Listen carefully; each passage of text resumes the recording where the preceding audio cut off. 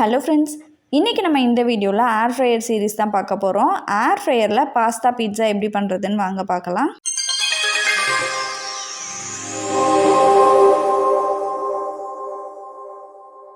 இது பண்ணுறதுக்கு ஃபஸ்ட்டு நம்ம ஈஸ்ட் ஆக்டிவேட் பண்ணிக்க போகிறோம். 1/2 கப் அளவுக்கு வெதுவெதுப்பான தண்ணியில் 1 டேபிள் ஸ்பூன் சர்க்கரை சேர்த்துக்கோங்க. கூடவே 1 டீஸ்பூன் அளவுக்கு ஈஸ்ட்டு சேர்த்துடலாம். இதை நல்லா மிக்ஸ் பண்ணிவிட்டு ஒரு 10 நிமிஷம் அப்படியே மூடி வச்சுருங்க. அடுத்ததாக ஒரு அகலமான பவுலில் 1/2 கப் அளவுக்கு மைதா மாவு சேர்த்துக்கோங்க. இது கூட 1/2 டீஸ்பூன் உப்பு சேர்த்துக்கலாம். இப்போ நம்ம மிக்ஸ் பண்ணி வச்சுருந்த ஈஸ்ட்டு பாருங்கள் நல்லா பொங்கி வந்துருச்சு. இந்த ஈஸ்ட்டை இது கூட சேர்த்து நல்லா பிசைஞ்சுக்கோங்க.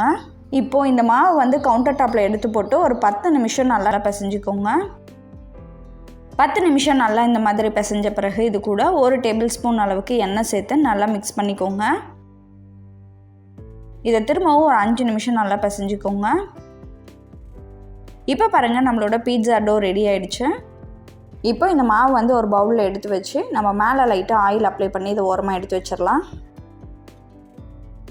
அடுத்ததை நம்ம பாஸ்தாவை வேக வச்சு எடுத்துக்கலாம். நான் இன்றைக்கி 1/2 கப் அளவுக்கு பாஸ்தா எடுத்திருக்கேன். இந்த பாஸ்தா பார்த்திங்கன்னா டிசானோலேருந்து பென்னே பாஸ்தா எடுத்திருக்கேன். இது 1/2 கப் அளவுக்கு எடுத்து நம்ம இதை ஒரு 13 நிமிஷம் வேக வச்சுக்கலாம்.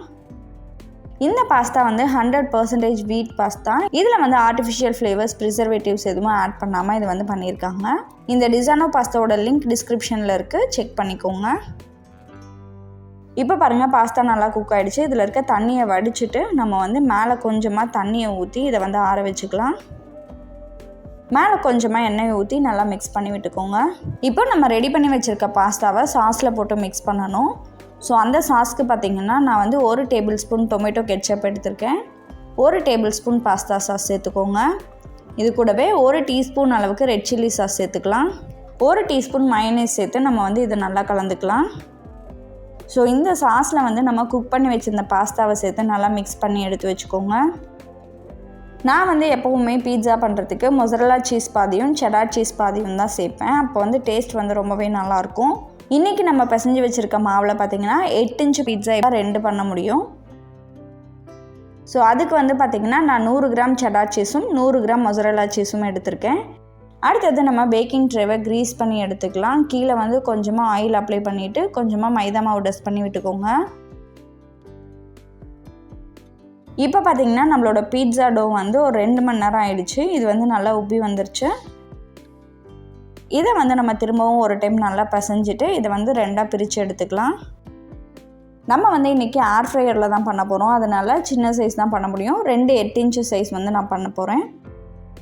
இப்போ இதை நம்ம தேய்ச்சி எடுத்துக்கலாம். கீழே கொஞ்சமாக மைதா மாவை தூவி விட்டுட்டு நம்ம இதை மேலே வச்சு நம்ம தேய்ச்சிக்கலாம். இந்த மாதிரி தேய்ச்சி எடுத்த மாவை நம்மளோட பேக்கிங் ட்ரேயில் வச்சுட்டு இதை திரும்பவும் ஒரு 20லேருந்து அரை மணி நேரம் அப்படியே வச்சுருங்க. இங்கே பார்த்தீங்கன்னா நான் 100 கிராம் அளவுக்கு பன்னீரை இந்த மாதிரி சின்ன பீசஸாக கட் பண்ணி எடுத்திருக்கேன். இப்போது இது கூட நம்ம கொஞ்சமாக உப்பு, மிளகுத்தூள், மிளகாய்த்தூள், கரம் மசாலா, மஞ்சள் தூள் இதெல்லாம் சேர்த்து நல்லா மிக்ஸ் பண்ணி எடுத்து வச்சுருங்க. இப்போது ஒரு அரை மணி நேரம் நான் அப்படியே வச்சுட்டேன். இந்த மாவு கொஞ்சம் லைட்டாக ரைஸ் ஆகி வந்துருச்சு. இப்போ இந்த மாவை நம்ம ஃபஸ்ட்டு பேக் பண்ணி எடுக்கணும். அதுக்காக இந்த மாவில் சென்டர் போர்ஷனில் ஃபுல்லாகவே இந்த மாதிரி ஃபோக்கை வச்சு குத்தி விட்டுக்கோங்க.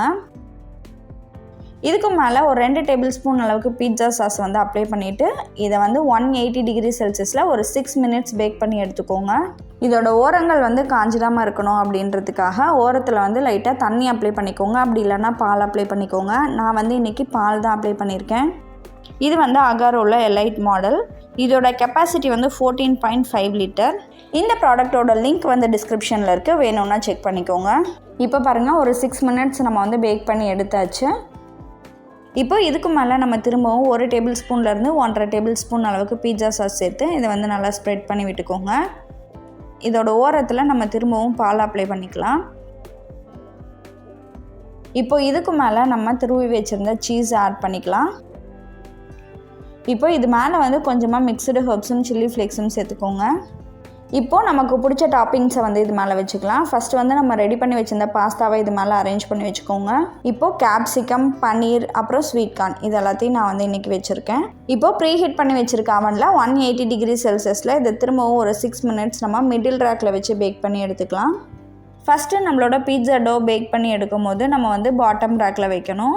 இந்த சீஸு டாப்பிங்ஸ் எல்லாம் வச்ச பிறகு நம்ம வந்து மிடில் ரேக்கில் வச்சு இது ஒரு 6 மினிட்ஸ் பேக் பண்ணோம் அப்படின்னா நம்மளோட பீட்சா வந்து சூப்பராக ரெடி ஆகிடும். இப்போ பாருங்கள், ரொம்பவே டேஸ்டான பாஸ்தா பீட்சா சூப்பராக ரெடி ஆகிடுச்சு. இந்த ரெசிபியை நீங்களும் உங்கள் வீட்டில் ட்ரை பண்ணிவிட்டு உங்களோட ஃபீட்பேக்கை கமெண்ட்டில் சொல்லுங்கள். இந்த வீடியோ உங்களுக்கு பிடிச்சிருந்ததுன்னா லைக் பண்ணிவிட்டு சப்ஸ்கிரைப் பண்ணிக்கோங்க. நன்றி.